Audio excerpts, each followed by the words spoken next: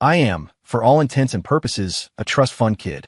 My family runs a massive waste management and recycling corporation with 9 branches now and profits that clear well over 7 figures a year. But since I was little, my parents drilled one lesson into my head. Hide the money. Never let anyone know we were rich. They always used my Aunt Carol's disaster story as a cautionary tale. She married a handsome hairstylist, and less than a year later, he vanished with $500,000 of her money, blew it all at a VIP lounge in Vegas, and then got scammed out of another $200,000. That painful lesson taught me the importance of not flashing your wealth. So, when I filled out my student profile for freshman orientation, I didn't hesitate. Under parental occupation, I wrote, waste collector. I figured it would ward off any gold diggers and let me experience life by earning my own keep, just like my parents did when they were starting out. What I didn't expect was for that one decision to make me the center of attention. During the freshman mixer, the TA, Leo Fisher, was making his rounds. When he got to my desk, his voice, which had been as warm as a spring breeze, suddenly turned sharp and grating. Hey, can I get wait, your mom's a waste collector? My dad's unemployed, I answered calmly. His eyes widened, his jaw dropping so far it looked unhinged. His mouth twitched. I asked him what he had been about to say.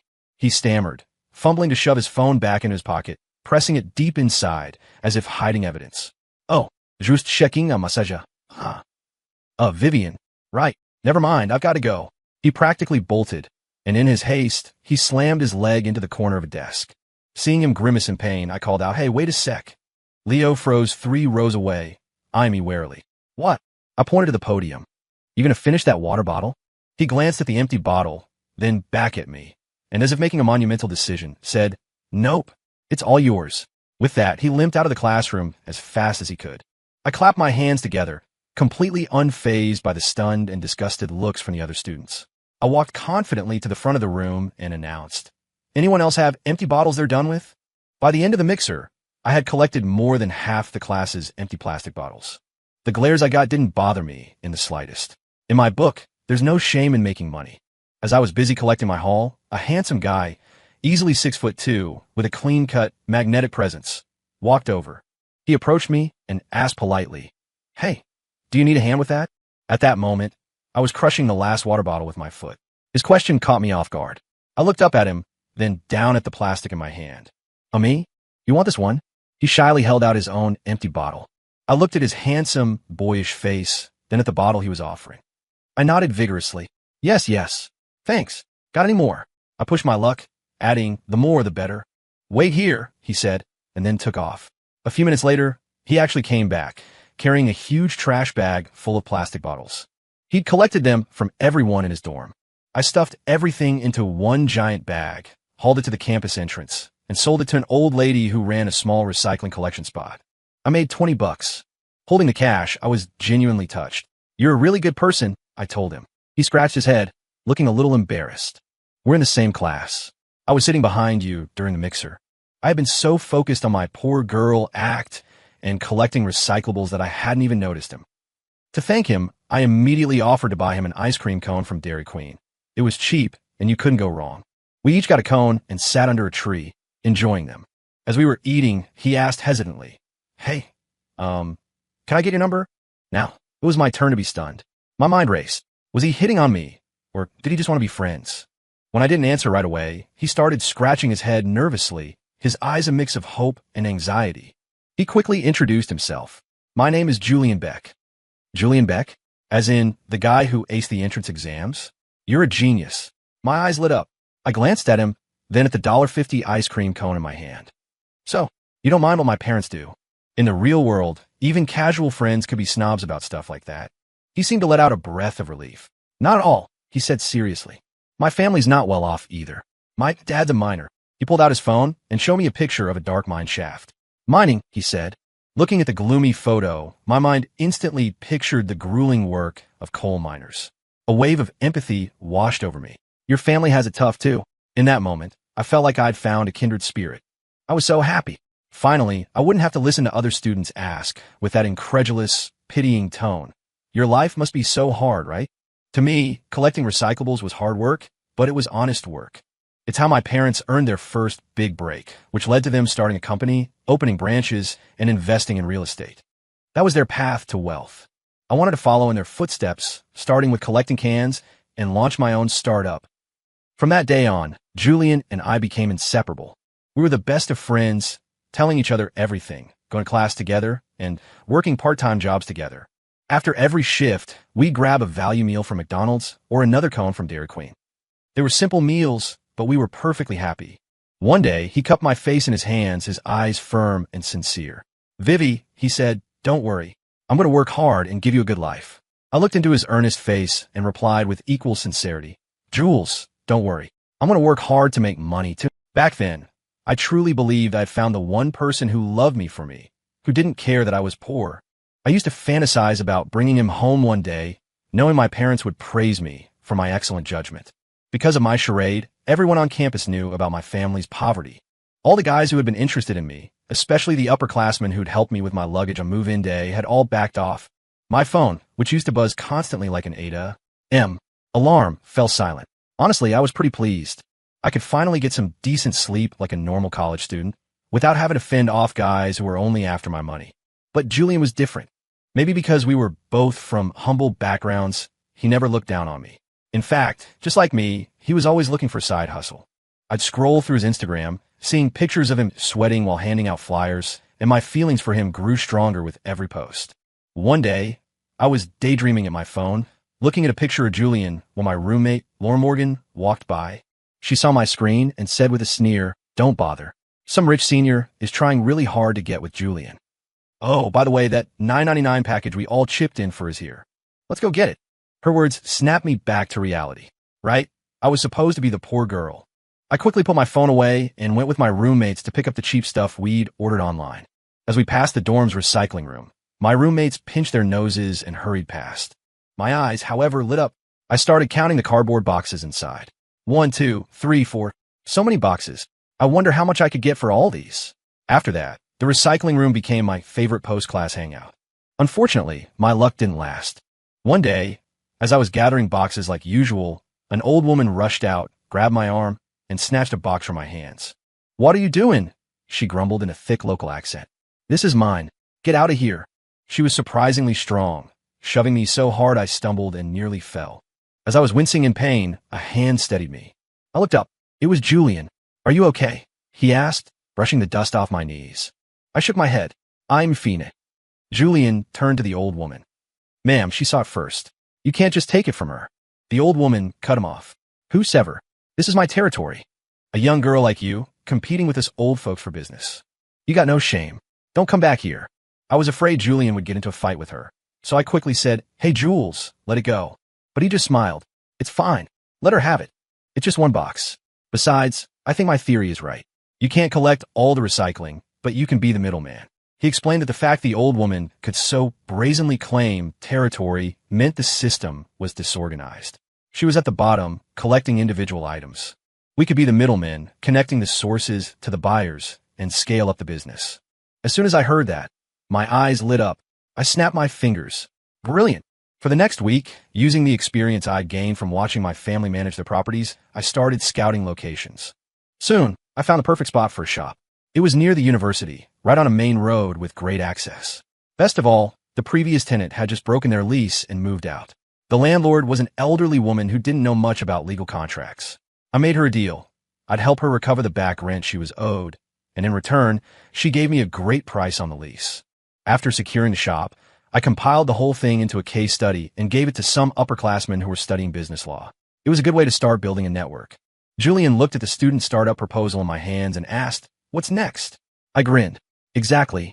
The university has grant money, and it's a waste not to apply. We'll form a team and get funding. You in?"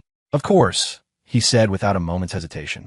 A week later, our project was officially approved for a grant. It was the first stepping stone on our entrepreneurial journey. But life is never that easy, and my poor girl, act came with its own set of problems. One afternoon, I got back to the dorm after class to find my roommates all staring at me, whispering among themselves. Suddenly, Haley Lee held up an empty jewelry box and demanded, "Did you steal Lauren's gold necklace?"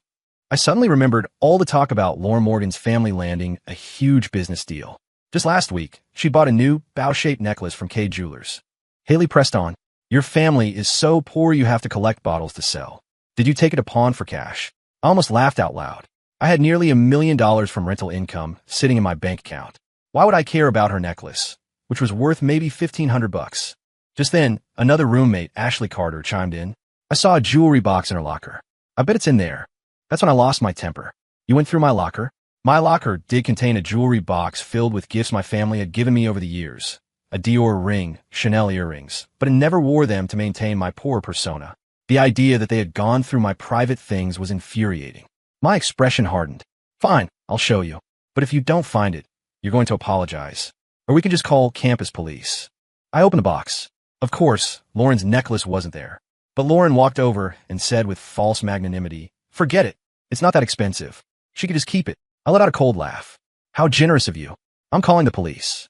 My words stunned everyone in the room. A flicker of panic crossed Lauren's face. She knew that if the police got involved and the value was over $1,000, it could become a felony case. When the officers arrived, a quick search turned up the necklace in the pocket of a dirty coat belonging to Lauren. The police gave her a stern lecture and made her apologize to me. In the end, she gritted her teeth and tried to Venmo me $50 for my trouble. I declined it. Humiliated, she packed a bag and stayed somewhere else for a week. A week later, I opened the dorm room door to see Lauren, dressed head to toe in Chanel, sashaying out of the bathroom. She announced haughtily, "It's my birthday today. I'm taking everyone out for Korean barbecue. You shouldn't come." Haley stood beside her, pointing a finger at me. "I mean, we're going at 5, so there's no happy hour? It's going to be like $100 a person." Ashley frowned, feigning sympathy. "Yeah, your mom works so hard collecting cans. You should save your money. It's okay. We'll invite you to the free stuff." I couldn't help but say, "Actually, I'm not short on money." Lauren, finishing her lipstick, shot me a sideways glance. "Oh, please, don't pretend. I know I'm blunt, but look at what you're wearing. Do you look like you have money?" I glanced down at my t-shirt and shorts and decided not to argue. I knew I couldn't blow my cover over a moment of pride. My parents' warnings echoed in my head. It wasn't worth the risk. Fine, I thought if I can't have Korean barbecue, I'll just go get some good sushi.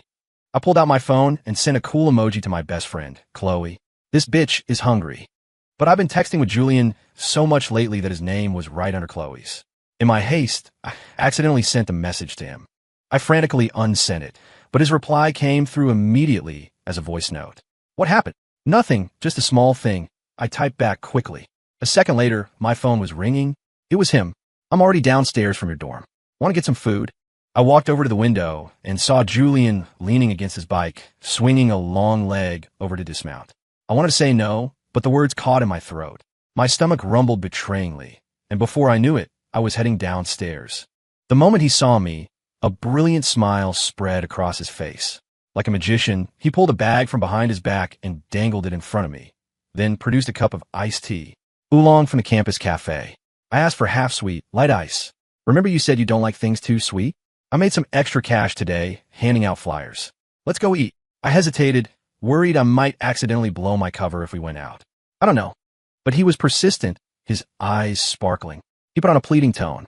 "Come on, there's a new Sichuan dry pot place on Eastwood Avenue. My friend said it's amazing, and they have a buy one get one half off deal. No one in my dorm can handle spicy food, so I never have anyone to go with. Just this once? Please."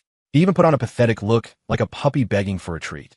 Honestly, between his charm offensive and that handsome face, my resolve was already crumbling. My mind was filled with the aroma of spicy stir-fry, and I even started thinking I should open a place like this.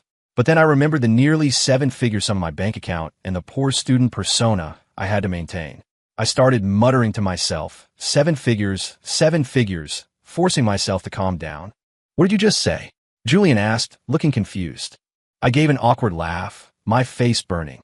"Nothing. Are we almost there?" He didn't seem to press it and just pointed ahead. "We're here." The Sichuan Dry Pot restaurant was new and bustling, with a huge grand opening banner hanging out front.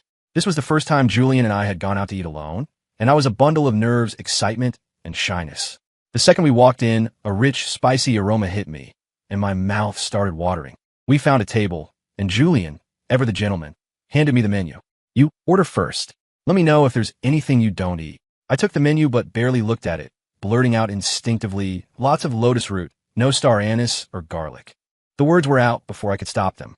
My stomach dropped. Crap. It had sounded so natural, like I was ordering at home. Around my classmates, I always pretended to be an unfussy eater. This was a dead giveaway.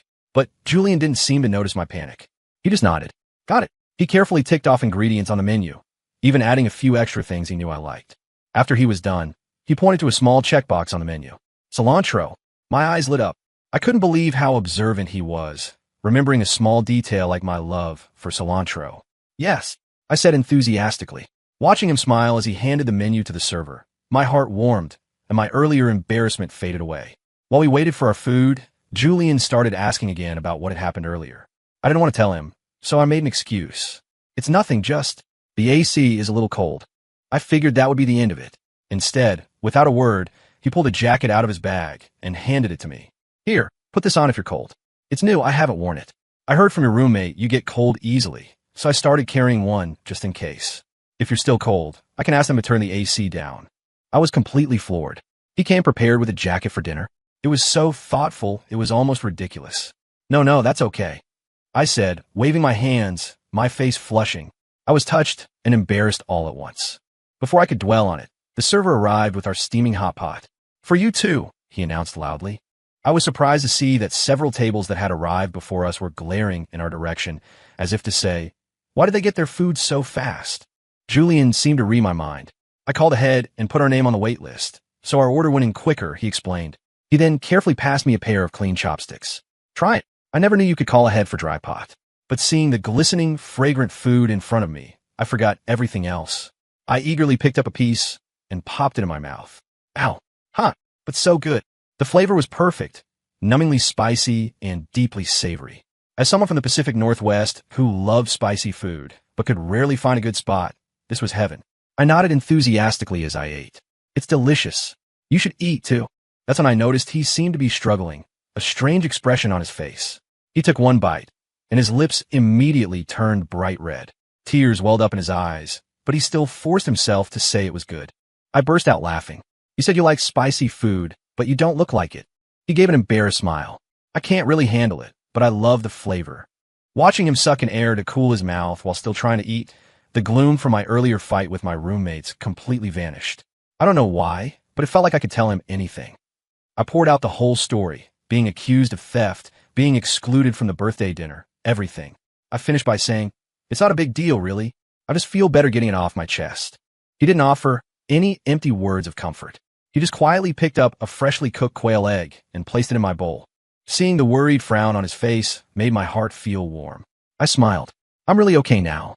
You don't have to worry so much. After that dinner, things with Julian felt even more natural.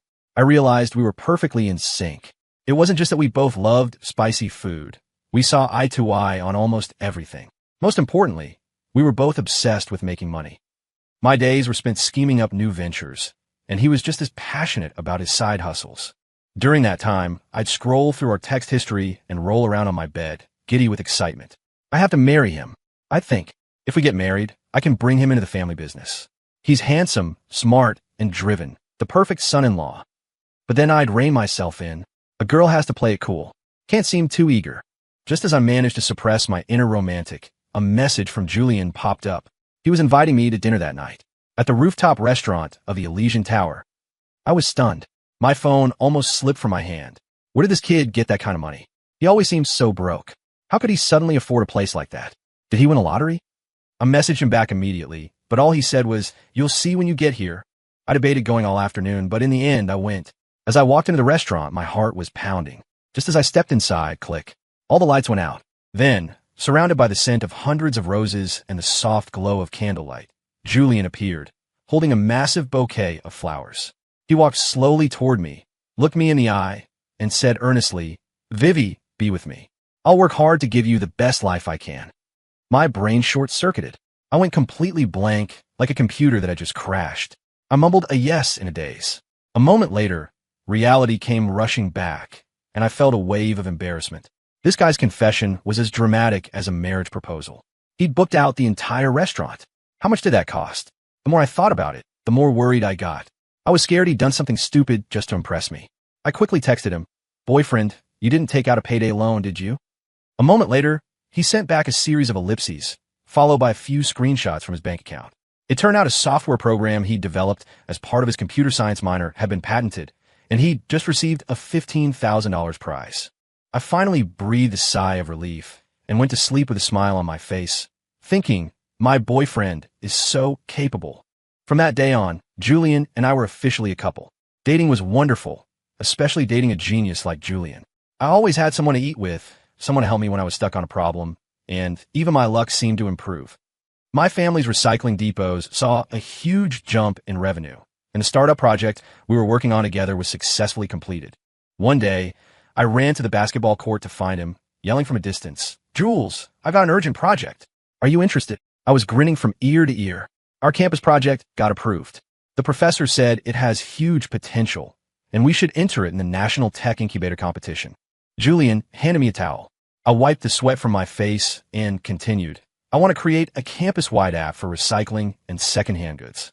It can handle recycling pickups, a marketplace for students to sell used stuff, and even an auction for graduating seniors' belongings. It's good for the environment and profitable. I'm still working out the details, but you're a comp sci whiz. Want to build it with me? He was as calm as ever. Okay, he said instantly, then produced a bottle of water as if by magic. I chugged half of it down, and I want to get a Cajun seafood boil for dinner tonight. Okay, he said again, but his eyes were fixed on me, lost in thought. I poked him in the head. Julian, are you even listening to me? He snapped out of it. You're allergic to shellfish. You can't have crawfish. I teased him. What if I said I wanted a giant diamond ring right now? Would you give me that too? He suddenly reached out and took my hand. A diamond ring, he said seriously. I'll work hard and earn the money to buy you one. My face flushed red. I snatched my hand back. Geez, we were talking business. I'll take that as a yes then. He smiled. Of course. You're my girlfriend. I never realized he was such a flirt, I thought to myself. And so, Julian and I had a blissfully happy semester together. If it weren't for final exams, life would have been perfect. I spent that week groaning over my textbooks. Why does concrete need type V cement? Why is calculus so hard? Julian just laughed and comforted me. It's okay, it's all over now. I shot him a glare. What if I failed? You didn't, he said with absolute confidence. How would you know? I roughly calculated your score. Ugh, I almost forgot about your freakish memory. After exams, the class president, Mark, invited everyone out for karaoke. I figured I could use a break, so I went along. When we got to the place, I looked up at the sign, the Velvet Mic. My stomach lurched. I had a bad feeling about this. Then I saw the man standing at the door. It was Mr. Giles, the general manager of my family's karaoke chain. It hit me like a ton of bricks. My family owned this place. Years ago, my dad saw how well other karaoke bars were doing and decided to open one himself. He insisted on naming it after my English name, Juliet. It ended up being so successful that he opened a chain with a location right near my university. I panicked, pulling my hat down and zipping my jacket up to my chin, chanting under my breath, "Don't see me, don't see me." But Mr. Giles had hawk eyes. The moment he spotted me, he started to call out a greeting. I stomped on his foot before he could get a word out. "Shut it," I whispered, then darted into the restroom to send a furious text to my dad. He explained that he was worried about me going to shady karaoke bars near campus, so he opened one for me to have a safe place to hang out. He kept his secret for 3 months because he was afraid I'd be upset. My mom was laughing in the background, saying he deserved to get yelled at. After giving Mr. Giles a few strict instructions, I put my hat back on and braced myself to go back out. The first thing I heard was Mark on stage, shouting, "All right, everyone, drinks are on me tonight." But I couldn't relax all evening. I was secretly texting Mr. Giles, telling him not to comp our bill and not to blow my cover, while also fending off his constant questions. He kept bringing over fruit platters and asking if Julian was my boyfriend. I was so nervous my palms were sweating, terrified Julian would figure something out. When I finally looked around, Julian was gone. Just then, Lauren's 2 followers came over to apologize for the necklace incident. I was still processing their sudden change of heart when Mark stormed back into the room, fuming. I said I was paying. Who covered the bill? Mr. Giles quickly explained that a guy had already paid, describing him. My heart skipped a beat. His description matched Julian perfectly. But it couldn't be. He was supposed to be broke. The most expensive thing he owned was a pair of Nikes I'd bought him for over $100. Before I could figure it out, the vice president, Derek Young, stumbled over, slurring his words. "Vivi, forget about collecting trash. How about you be with me?" I instinctively backed away. "I like you," he continued. "I'll give you this much a month." He held up 3 fingers. I assumed he meant 3,000 a month, but he clarified, 300 a week. He added, "It's better than digging through garbage cans." I almost laughed. 300. I snapped. No benefits, no weekends off, no health insurance. The old lady collecting cans by the gate would spit in your face for an offer like that. I was in the middle of tearing him a new one when Julian suddenly appeared behind me. He grabbed Derek's wrist, his voice as cold as ice. "What do you think you're doing?" Derek cried out in pain, and everyone turned to look. Julian didn't let go. He squeezed harder. "Does that hurt? Apologize. Apologize to Vivian." Terrified, Derek quickly mumbled that he'd had too much to drink. I was afraid things would escalate, so I stepped in. "Jules, stop. He's not worth it." I looked at Derek coldly. "I have a boyfriend, and I've already called security." Leaving the security office, Julian was quiet and sullen the whole way back. He was a lightweight, and after a few drinks, he became incredibly talkative. He kept muttering, "Why did you stop me? You're too nice. People will walk all over you. You should just come home with me. I'll hire bodyguards to protect you." I smiled and tried to reassure him. "Relax, I can handle it. We're only classmates for 4 years. It's not worth wasting my energy being angry. Besides, I came prepared today." I held up my phone. "Evidence collection, check. Lawsuit, check. Don't forget, my best friend Chloe is a law student." Julian's expression was complicated. Finally, he rested his head on my shoulder and mumbled, "But I'm your boyfriend. If there's a next time, I'm going to punch him." I was touched and amused. The guy really couldn't hold his liquor. But we moved on from the unpleasantness quickly. A month later, our app won the university's tech incubator competition. I was so excited I was practically jumping up and down. "Dinner," I shouted. "The team lead is treating you all to Korean barbecue." At the restaurant, I made a grand gesture and, for the first time, ordered a bottle of champagne. "Tonight, nobody goes home sober," I declared. Julian just watched me with a gentle smile, matching me glass for glass. After a few drinks, his face was beet red. Same old lightweight. I sneakily recorded him on my phone while he was tipsy. Halfway through dinner, someone suggested a game of truth or dare. When it was Julian's turn, one of the guys called out, "Julian, when are you and Vivi getting married?" Everyone started cheering and whistling. Julian, swaying slightly, found my hand in the crowd and held it tight. "The day we graduate," he said with unwavering seriousness, "I'm going to marry her." People scrambled to take pictures. In that moment, my heart felt like it was overflowing with honey. Time flew by, and before I knew it, Julian and I had been together for almost 4 years. In that time, we worked hard together. He reported the class president for harassing me, and both our academic and business ventures flourished. Graduation was just around the corner. I was finally ready to bring my boyfriend home, reveal my true identity, and lock down this brilliant, hardworking, and down-to-earth guy as my future husband. On graduation day, I pulled out my long and used black card and treated myself to a head-to-toe rich girl makeover. Julian and I had agreed to meet at the campus entrance at noon. To soften the blow, I made reservations at the small dumpling place by the gate, figuring it would be a nice, let's remember our humble beginnings meal for the end of our college days. I pulled up in my Porsche Panamera, wearing Chanel sunglasses, feeling like a queen. I sent him my location. "I'm here, babe." Sitting in my car, I looked at the 3 condo deeds on the passenger seat, thinking smugly, I'm about to pull him into this car, and then he'll be all mine. Just then, someone nearby gasped. Another luxury car, a Ferrari. I looked over and saw a bright red Ferrari pulling into the lot. I was wondering who would be so flashy when the door opened, and out stepped Julian. My phone rang. It was him, asking where I was. I let out a cold laugh and slapped the deeds onto the steering wheel, honking the horn. "Look to your left." Our eyes met. We were both completely, utterly dumbfounded. I sat in my car, waving the property deeds. "You liar. Give me back my handsome, hard-working boyfriend from a poor mining family." Julian leaned against his Ferrari, clutching a diamond ring box, and shot back through gritted teeth. "You're one to talk. Give me back my strong, independent flower who grew up collecting cans. You said your family were miners." I yelled, on the verge of a breakdown. "They are," he said, completely unapologetic. "Emeralds and diamonds. Is there a problem?" I demanded a better explanation. "Well," he said meekly, "there's an emerald mine in Myanmar and 2 gold mines in Russia." I asked about the photo he'd shown me.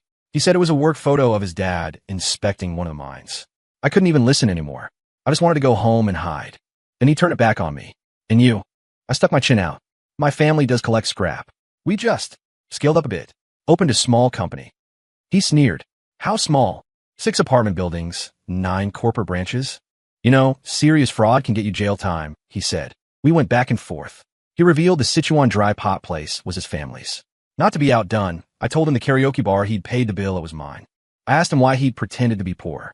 He said he was afraid his family's wealth would create a barrier between us. Finally, I took off my sunglasses and kicked off my heels. Anything else you need to confess? Let's get it all out now. He handed me a stiff document folder. I opened it. It was a transfer agreement for a Russian diamond mine. Not backing down, I shoved the 3 condo deeds into his chest. Yours. Just then, both our phones rang. It was our parents. We both yelled at the same time. Oh crap. The lunch meeting. Quick, hide your Patek Philippe. You hide your Chanel bag. It was too late. Our parents were already at the edge of the parking lot. Julian's mom called out, "Son, where's our future daughter-in-law?" My mom was shouting, "Sweetheart, where's my new son-in-law?" I instinctively tried to hide my purse behind my back. Julian was even more dramatic. Without even looking, he tossed his watch into a nearby trash can. My $100,000 watch. I shrieked. Are you insane? We have to get through this first, he hissed. We can come back and dig it out of the trash tonight if we have to. In the end, a group of people decked out in designer clothes found themselves huddled in a tiny dumpling shop at the edge of campus. The scene was beyond absurd. My dad was the first to break the silence. So, I think you two have some explaining to do. I immediately passed the buck. I don't know anything. I don't know about him, and he doesn't know about me. I am innocent. Julian awkwardly tried to smooth things over. Finally, his dad suggested we eat somewhere else. Everyone eagerly agreed, desperate to escape the cringe-worthy situation. At the new restaurant, my mom leaned over to me, whispering through clenched teeth. So this is your poor college student? His mother is wearing the new season Chanel coat I've been on a wait list for 6 months. At the table, Julian and I stumbled through the story of our past 4 years. Our parents listened, a mixture of amusement and exasperation on their faces. My mom lamented that her perfect son-in-law to run the business plan was ruined. Julian's mom was disappointed she couldn't give us the house she'd already bought for us as a gift. Finally, my dad spoke up. All right, that's enough. The kids have been together for 4 years. Are we really going to let this break them up? Julian and I immediately said in unison, of course not. That made all the adults laugh. Julian's parents handed me a stock transfer agreement for 10% of their public company. My parents handed Julian the deed to an entire apartment building. Then, both sets of parents made a quick exit. Julian and I were left staring at each other, holding our ridiculously extravagant gifts, not knowing whether to laugh or cry. It took me a second to recover. This building is your responsibility now. Your future mother-in-law gave it to you, so you have to take it. Julian refused to be one-upped. No way. This mine is yours. All yours. I'm going to go collect some cans now. See ya. Julian Beck. I yelled. You get back here. This isn't over.